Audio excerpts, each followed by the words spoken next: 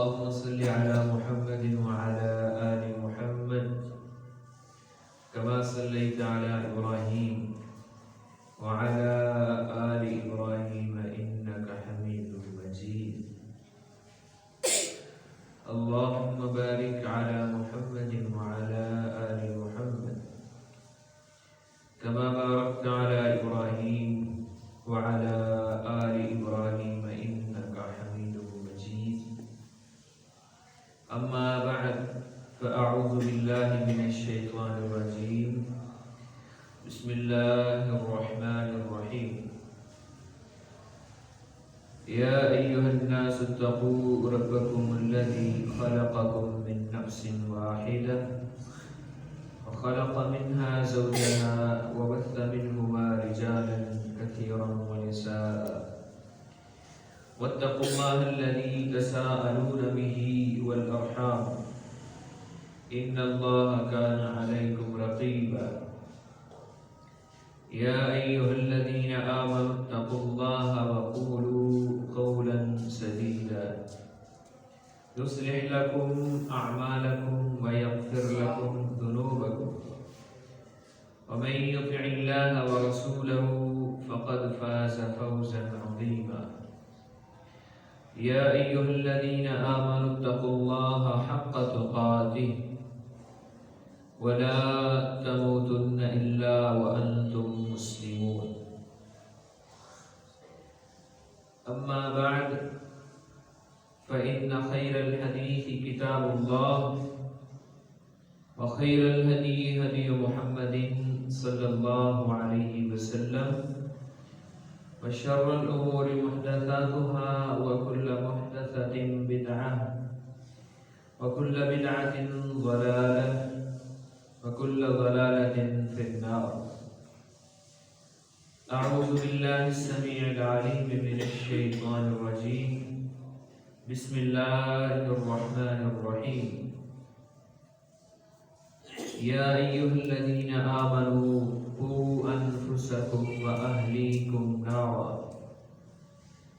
وقودها الناس والحجارة عليها ملائكة غلاظ شداد لا يعصون الله ما أمرهم ويفعلون ما يؤمرون.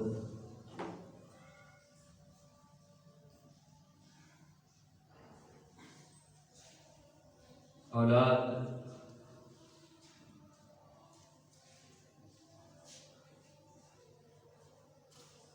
اللہ جل شانہ کی بہت ہی انمول نعمت ہے.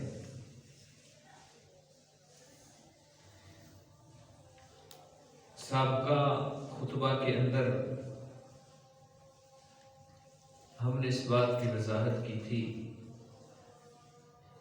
کہ انسان کی زندگی کے اندر اولاد کی کیا اہمیت ہے.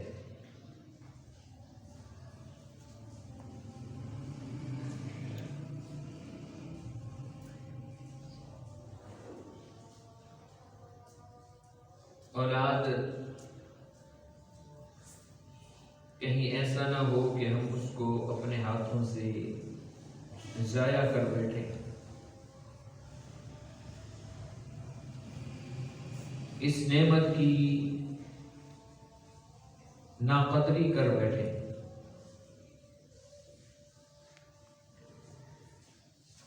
اس نعمت کی قدر کیسے ہوگی؟ شریعت نے ہماری کیا رہنمائی کی ہے، اس حوالے سے ہماری گفتگو جاری و ساری ہے.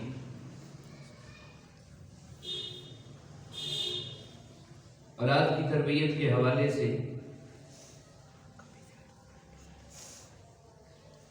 سب سے پہلے ہم نے جس بات کا ذکر کیا تھا کہ نکاح شادی جو ہے وہ نیکی کی بنیاد پر ہو. اپنے بیٹے کا رشتہ کرنا ہے یا اپنی بیٹی کا نکاح کرنا ہے،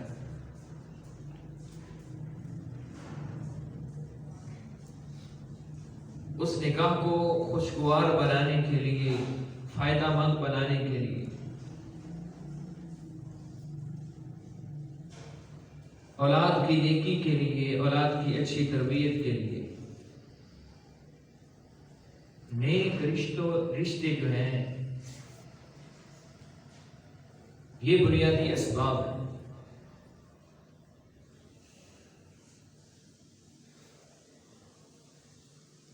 اور ہم اچھی طرح جانتے ہیں کہ اگر بنیادیں کمزور ہو تو پھر عمارت پائیدار نہیں بنتی، عمارت اچھی نہیں بنتی۔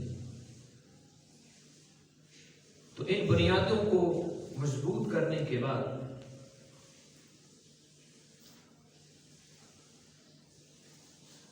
اولاد کی خواہش کرنا، اللہ سے دعائیں کرنا،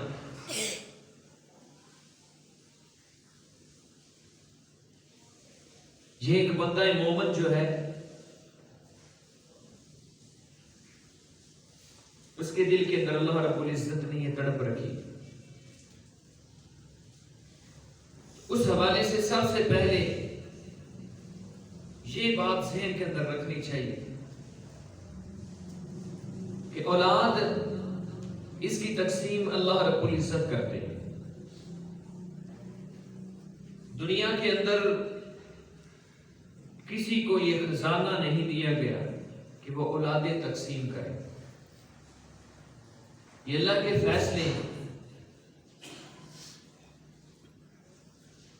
یہ اس کی تقسیم ہے۔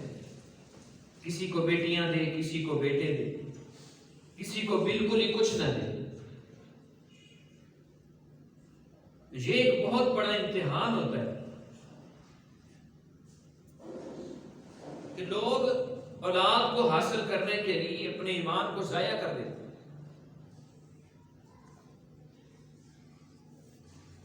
آپ کے پاس اولاد نہیں ہے، اللہ رب العزت کا در نہ چھوڑیے گا۔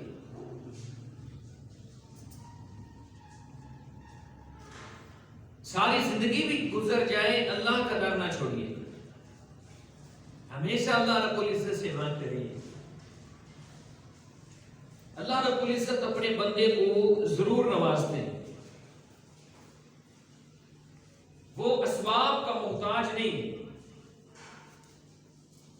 کہ اب یہ 5 ہو گیا ہے، اب اس کو اولاد نہیں ملے گی،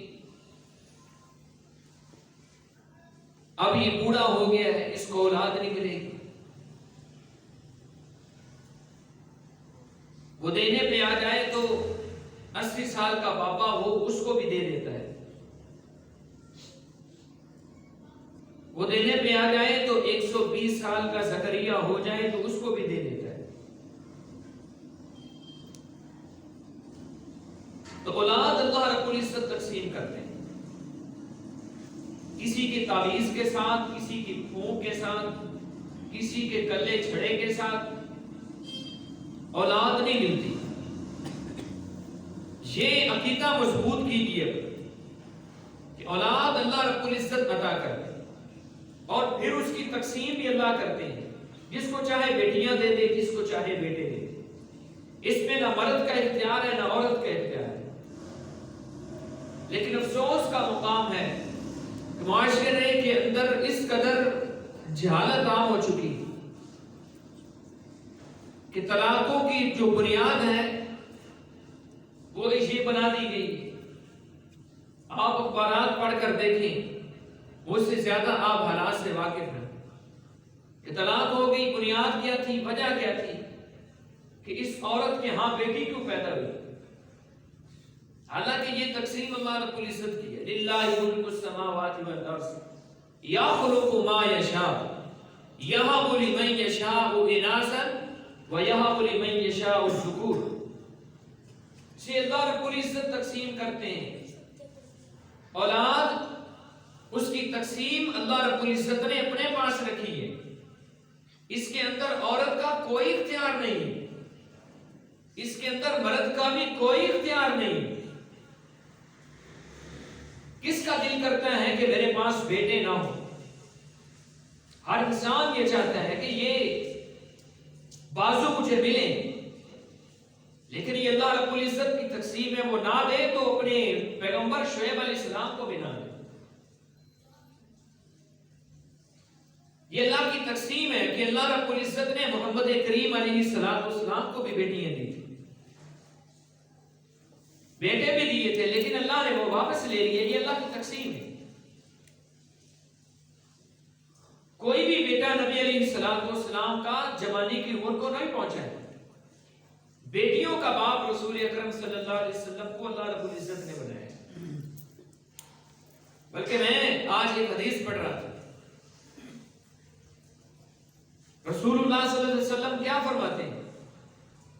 کوئی بھی بیٹی کو حقیر نہ سمجھے، کیونکہ میں بھی بیٹیوں کا باپ ہوں۔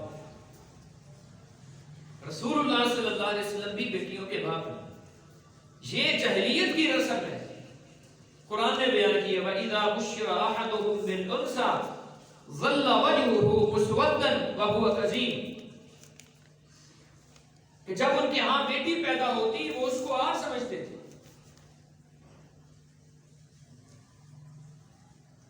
وہ اس کو اپنے لیے ندامت کی نشانی سمجھتے تھے، شرمندگی سمجھتے تھے۔ يَتَوَارَىٰ مِنَ الْقَوْمِ مَا بُشِّرَ بِهِ أَيُمْسِكُهُ عَلَىٰ هُونٍ أَمْ يَدُسُّهُ فِي التُّرَابِ۔ اللہ فرماتے ہیں وہ یہ گھنونے جرم کیا کرتے تھے، جس کے گھر میں بیٹی پیدا ہو جاتی وہ سوچتا یا تو میں گھر چھوڑ کے چلا جاؤں یا اس بیٹی کو زندہ ہی زمین کے اندر دفن کر دوں۔ اس قدر گھنونا جرم یہ مشرکین کیا کرتے تھے۔ اللہ رب العزت نے فرمایا قرآن مجید کے اندر قیامت کا دن ہوگا، یہ لوگ جو اس قدر بھیانک جرم کے اندر مجرم بنے ہوئے ہیں، اللہ فرماتے ہیں قیامت کے دن ہم ان کو اپنے دربار کے اندر، اپنے کٹہرے کے اندر کھڑا کریں گے، اور پھر اس بیٹی کو بھی بلایا جائے گا جس کا قصور کوئی نہیں، جس کا جرم کوئی نہیں۔ ان پھولوں اور کلیوں کو بھی اللہ کے دربار میں کھڑا کیا جائے گا، اور اللہ پوچھے گا، اس لڑکی سے سوال کیا جائے گا بِأَيِّ ذَنبٍ قُتِلَتْ، تمہیں کس جرم کی بنیاد کے اوپر قتل کیا گیا، کس جرم کی بنیاد کے اوپر تمہیں زمین کے اندر دفن کر دیا گیا، زندہ ہی دفن کر دیا گیا۔ لیکن افسوس اس بات پر ہے تو وہ تو مشرک تھے، وہ تو جاہل تھے، یہ تو کلمہ پڑھنے والا ہے، یہ تو مسلمان ہے، یہ اپنے آپ کو محمد کریم علیہ السلام کا امتی کہلوانے والا ہے۔ رسول اللہ صلی اللہ علیہ وسلم بیٹیوں سے محبت کرنے والے تھے، بیٹیوں سے پیار کرنے والے تھے۔ سیدہ عائشہ رضی اللہ تعالیٰ عنہ بیان کرتی ہیں رسول اللہ صلی اللہ علیہ وسلم کی پیاری بیٹی جب سیدہ فاطمہ آتی تو نبی علیہ السلام ان کے استقبال کے لیے کھڑے ہو جایا کرتے تھے۔ آپ اپنی بیٹی کے پیشانی کے اوپر بوسہ دیتے اور مزمل و مدثر والی چادر اپنی بیٹی کے لیے بچھا دیا کرتے تھے۔ بلکہ آپ کتب احادیث کو پڑھ کر دیکھیں، احادیث کی کتابوں کو کھنگال کر دیکھیں، بیٹوں کی بجائے بیٹیوں کی تربیت کے اوپر اللہ رب العزت کے پیغمبر علیہ السلام نے زیادہ خوشخبریاں سنائی ہیں۔ بیٹیوں کی تربیت کے اوپر رسول اللہ صلی اللہ علیہ وسلم فرماتے ہیں من عال جاریتین حتی تبلغا، جس شخص کو اللہ رب العزت نے 2 بیٹیاں عطا کی ہیں وہ جوان ہو جاتی ہیں، جاء یوم القیامت انا وہو کہاتین، آپ نے فرمایا قیامت کے دن وہ بھی آئے گا، میں بھی آؤں گا۔ نبی علیہ السلام نے فرمایا میں اور وہ اس طرح اکٹھے ہوں گے جس طرح 2 یہ انگلیاں اکٹھی ہیں۔ وَضَمَّ أَصَابِعَهُ، نبی علیہ السلام نے ان دونوں انگلیوں کو اکٹھا کر کے فرمایا میں اور وہ شخص جو بیٹیوں کی اچھی تربیت کرنے والا ہے، بیٹیوں کے ساتھ محبت کرنے والا ہے، بیٹیوں کے ساتھ پیار کرنے والا ہے، میں اور وہ شخص قیامت کے دن اس طرح اکٹھے ہوں۔ بلکہ سید عائشہ رضی اللہ تعالیٰ عنہ بیان کرتی، ایک دن میں اپنے گھر کے اندر تھی، ایک عورت آئی، اس کے ساتھ 2 بیٹیاں تھیں۔ انہوں نے مجھ سے سوال کیا، کچھ مانگا۔ فرماتے ہیں میرے پاس ان کو دینے کے لیے کوئی چیز نہیں تھی، صرف ایک کھجور تھی۔ میں نے اس ماں کو ایک کھجور دی، اس نے اس کھجور کے 2 ٹکڑے کیے، دونوں اپنی دونوں بچیوں کے منہ میں ڈالے، خود بھوکی ہے، دونوں بچیوں کے منہ میں ڈال دی۔ انہوں نے کھجور کھائی اور پھر اس کے بعد وہ واپس جا رہی۔ فدخل النبی صلی اللہ علیہ وسلم، نبی علیہ السلام داخل ہوئے۔ سید عائشہ فرماتی ہے میں نے نبی علیہ السلام کو یہ سارا ماجرا سنایا، یہ سارا دردمند واقعہ جو ہے نبی علیہ السلام کے سامنے رکھا۔ اس وقت نبی علیہ السلام نے کیا فرمایا تھا؟ من ابتلی هذه البنات، جو شخص ان بیٹیوں کی وجہ سے آزمایا گیا ہے، بیٹیوں کی وجہ سے اس کو تکلیف پہنچی ہے، نبی علیہ السلام نے فرمایا کن لہ سترا من النار، پھر اس نے صبر کیا ہے، ان بیٹیوں کے ساتھ پھر بھی محبت کرتا رہا ہے۔ نبی علیہ السلام نے فرمایا یہ بیٹیاں قیامت کے دن اس کے لیے جہنم اور اس کے درمیان ڈھال بن جائیں گی، اس کو جہنم سے بچا لے۔ بیٹیوں سے پیار، بیٹیوں سے محبت، الفت رسول اللہ صلی اللہ علیہ وسلم نے سکھلائی ہے۔ آپ صلی اللہ علیہ وسلم کا ایک صحابی ہے، آپ کے پاس آ کر بیٹھا، تھوڑی دیر کے بعد بیٹا آ گیا، اس نے اس کو اپنی گود میں بٹھایا، بوسہ دیا۔ تھوڑی دیر کے بعد بیٹی آئی، اس نے اس کو بوسہ نہیں دیا، ویسے ہی ساتھ بٹھا لیا۔ رسول اللہ صلی اللہ علیہ وسلم نے فرمایا اے میرے صحابی تو نے انصاف نہیں کیا، انصاف نہیں کیا۔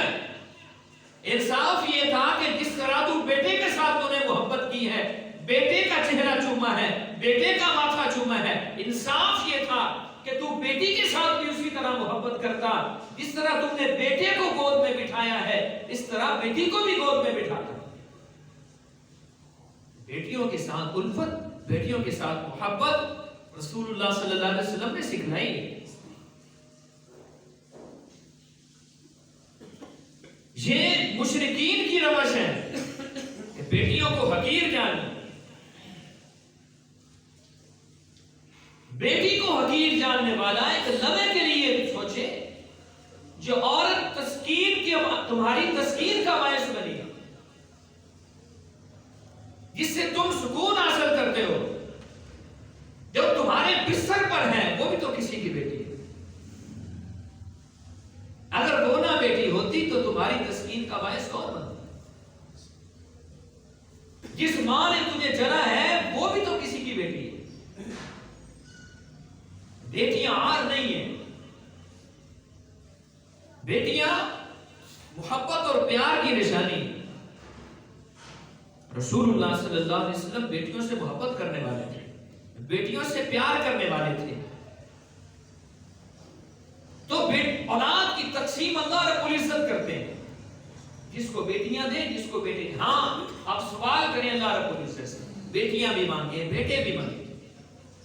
یہ رسول اللہ صلی اللہ علیہ وسلم فرماتے ہیں اللہ رب العزت تقسیم کرتے ہیں۔ اب اولاد اللہ رب العزت نے دے دی، پھر اس کے بعد اس کی حفاظت کیسے کرنی ہے؟ پتہ نہیں معاشرے کو ہو کیا کہ اس قدر غلط عقائد، بچہ پیدا ہوا دروازے کے اوپر وہ پتہ نہیں کیا کچھ لگا دیتے، بچے کی چارپائی کے اوپر تالا رکھ دیا، بچے کی چارپائی کے اوپر چھری رکھ دی، بچے کے گلے کے اندر درجن درجن تعویذ۔ اللہ کے بندو، جب یہ ماں کے پیٹ میں تھا، جب یہ اندھیروں کے اندر تھا، اس وقت اس کی حفاظت کون کرتا تھا؟ ماں کے پیٹ کے اندر اس کی حفاظتیں کون کرتا تھا؟ اس کی پرورش کون کرتا تھا؟ اب یہ باہر آ گئے، کو تم نے چھریوں کے حوالے کر دی ہے، اب اس کو تم نے درختوں کے پتوں کے حوالے کر دی ہے، اب تم نے اس کو تالے کے حوالے کر دی ہے۔ حالانکہ رسول اکرم صلی اللہ علیہ وسلم نے یہ تعویذ، یہ کڑے، یہ چھلے، یہ چھریاں، یہ چاقو اور یہ تالے جس کو تم نفع نقصان کا مالک سمجھتے ہو کہ اس تالوں کی وجہ سے، ان چھریوں کی وجہ سے، ان تعویذوں کی وجہ سے اس کو نظر نہیں لگے گی، اس کو بیماری نہیں لگے گی۔ رسول اللہ صلی اللہ علیہ وسلم نے تو اس قدر نفرت کی ہے نبی علیہ السلام نے۔ ایک قافلہ آیا، 10 بندے اس میں موجود تھے، نبی علیہ السلام کے ہاتھوں کے اوپر بیعت کرنے لگے۔ نبی علیہ السلام نے 9 لوگوں سے بیعت کی، 10 سے بیعت نہیں کی۔ اس نے ہاتھ آگے بڑھایا، محمد کریم علیہ السلام نے اپنا ہاتھ پیچھے کر لیا۔ اس نے کہا اللہ کے رسول آپ مجھ سے بھی بیعت لیں، آپ مجھ سے بھی بیعت لیں، میں بھی مسلمان ہونا چاہتا ہوں۔ نبی علیہ السلام نے فرمایا تیرے گلے میں تعویذ ہے، جب تک تم اس تعویذ کو نہیں اتارو گے محمد تم سے بیعت نہیں لے گا۔ اور نبی علیہ السلام نے اس وقت فرمایا تھا من علق تمیمۃ فقد اشرک، جو بھی تعویذ پہنے گا وہ شرک کرے گا۔ تعویذ یہ شرک ہے، بلکہ رسول اللہ صلی اللہ علیہ وسلم نے تو یہاں تک فرمایا ہے من تعلق شیئا، جو شخص کوئی بھی چیز پہنتا ہے، لٹکاتا ہے، وہ کڑا ہو، وہ چھلا ہو، وہ تعویذ ہو یا کوئی اور چیز نفع کے لیے اس کو پہنا جائے، اس کو حفاظت کے لیے پہنا جائے، نبی علیہ السلام نے فرمایا وکیل الیہ، اللہ رب العزت اس بندے سے اپنی حفاظت کو اٹھا لیتے ہیں، پھر اس کو اس کڑے اور اس چھلے اور اس تعویذ کے حوالے کر دیا جاتا ہے کہ اب اس کی حفاظت اللہ نہیں کرتے، اس کی تعویذ، اس کی حفاظت اب یہ کڑا ہی کر کے دکھائے گا، چھلا ہی کر کے دکھائے گا، یہ تعویذ ہی کر کے دکھائے گا۔ اور جس سے اللہ رب العزت حفاظت اٹھا لے، پھر اس کی حفاظت کون کرنے والا ہے؟ کون اس کی حفاظت کرنے والا ہے؟ بلکہ میں نے تو یہاں تک حدیث پڑھی ہے، ہم نے تو اس کو نفع کے لیے پہنا ہوا ہے، ہم نے تو اس کو حفاظتوں کے لیے پہنا ہوا ہے۔ نبی علیہ السلام نے ایک شخص کے گلے میں دیکھا، اس نے پہنا ہوا ہے، نبی علیہ السلام نے پوچھا کیوں پہنا ہوا ہے؟ اس نے کہا اللہ کے رسول یہ مجھے بیماری سے بچاتا ہے۔ نبی علیہ السلام نے جنہوں نے مارے کھا کر بھی، پتھر کھا کر بھی، لہو لہان ہو کر بھی کسی کو بد دعا نہیں دی، محبوب پیغمبر نے اس وقت کیا کہا؟ آپ نے فرمایا اللہ کرے اللہ تیری بیماری کبھی بھی دور نہ کرے۔ ہم نے اس کو معمولی سمجھا ہوا ہے،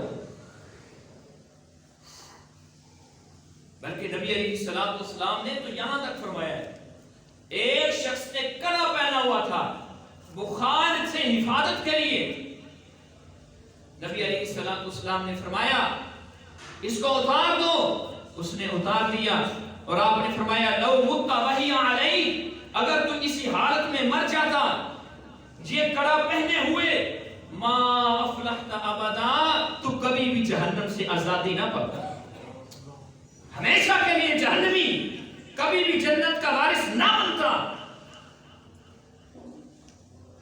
تعویذ، یہ کڑے، یہ چھلے کسی کی حفاظت نہیں کر سکتے۔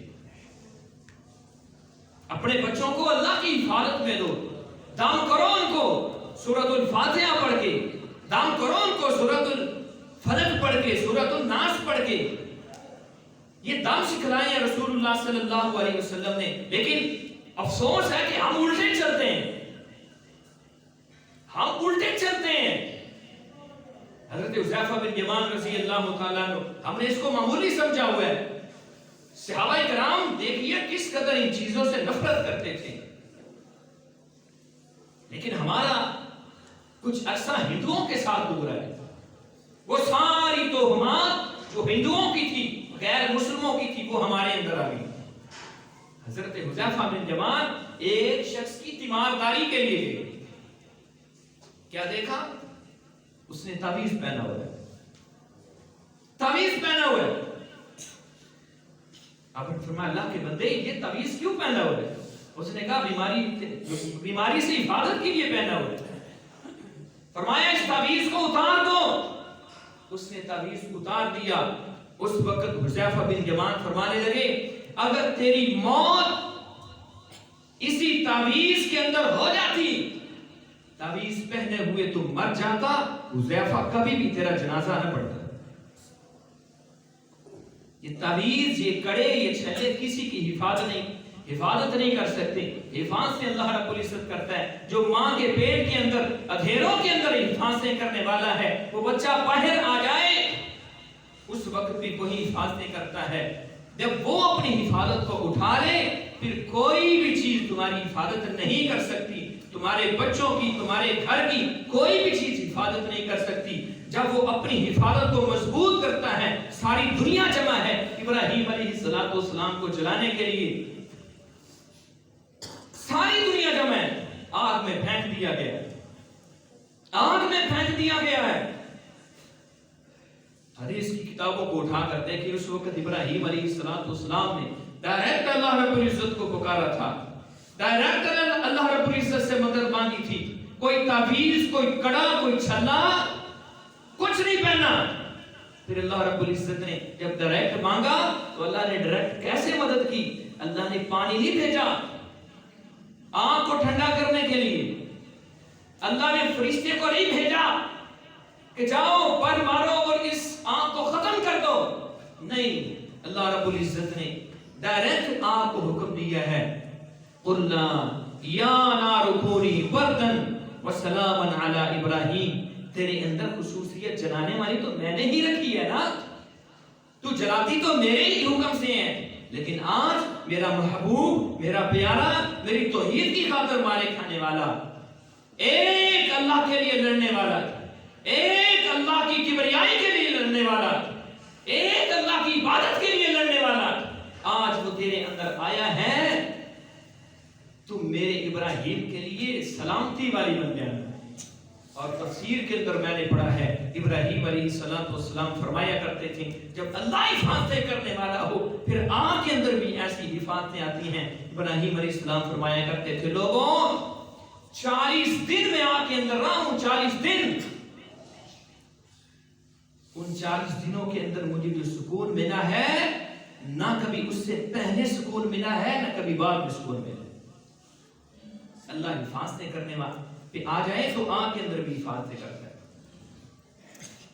لیکن جب بچے کو تعویذ کے حوالے کر دیے گئے، جب بچے کو تالے کے حوالے کر دیے گئے، جب بچے کو چھڑیوں کے حوالے کر دیا جائے تو پھر بچے کی حفاظت اللہ رب العزت اٹھا لیتے ہیں، اپنے بچوں کو اللہ کی حفاظت میں دی ہے، اللہ کی حفاظت میں۔ تو آج کی گفتگو کا خلاصہ یہ ہے، آج کی گفتگو کا خلاصہ یہ ہے کہ اولاد اللہ رب العزت تقسیم کرتے ہیں، جب مانگو تو اللہ سے مانگو۔ یہ پیر، یہ فقیر، یہ لوگوں کو دھوکہ دینے والے دین کے نام پر، دین کی بنیاد کے اوپر، ایسے لوگوں کے بارے میں قرآن کہتا ہے یا ایھا الذین آمنوا ان کثیرا من الاحبار والرہبان لَيَأْكُلُونَ أَمْوَالَ النَّاسِ بِالْبَاطِلِ، یہ باطل طریقے سے تمہارے مالوں کو ہڑپ کرنے والے، مال کے بھی ڈاکو، تمہاری عزتوں کے بھی ڈاکو، یہ تمہیں کیا اولاد دیں گے؟ کوئی کسی کو اولاد نہیں دے سکتا، اولاد اللہ رب العزت کی ذات دیتی ہے۔ مانگو اولاد، اللہ سے مانگو۔ تمہاری عمر 70 سال بھی ہو گئی ہے، تمہاری عمر 80 سال بھی ہو گئی ہے، تب بھی اللہ رب العزت کا دروازہ نہ چھوڑو، اللہ کا در نہ چھوڑو۔ اس بزرگ کا ایمان کس قدر پختہ تھا جس نے مریم علیہ السلام کے پاس بے موسم پھل دے کے فوری اللہ رب العزت سے دعا دے۔ کیا دعا کی؟ یا اللہ تو اگر مریم کو بے موسم پھل دے سکتا ہے تو مجھے بھی بے موسمی اولاد دے سکتا ہے، بھلے میں بوڑھا ہو گیا ہوں، جوانی نہیں رہی میرے پاس، لیکن تو قادر ہے۔ تو پھر اللہ رب العزت نے کیسے نوازا؟ اللہ نے نام بھی آسمانوں سے رکھ کر بھیجا اور فرمایا جو نام ہم نے تیرے بیٹے کا یحییٰ رکھا ہے اس سے پہلے کوئی اس نام کا بندہ نہیں ہے. نام بھی اللہ رب العزت نے آسمانوں سے رکھ کر بھیجے. اولاد اللہ رب العزت تقسیم کرتا ہے. جب تقسیم اللہ کرتا ہے تو پھر اس میں نہ عورت کا اختیار ہے نہ مرد کا اختیار ہے. بیٹیوں سے محبت کرو, بیٹیوں سے پیار کرو, بیٹیوں سے الفت کرو. یہ میں بار بار جملے اس لیے کہہ رہا ہوں, ہمارے معاشرے کے اندر 70% 80% طلاقوں کے جو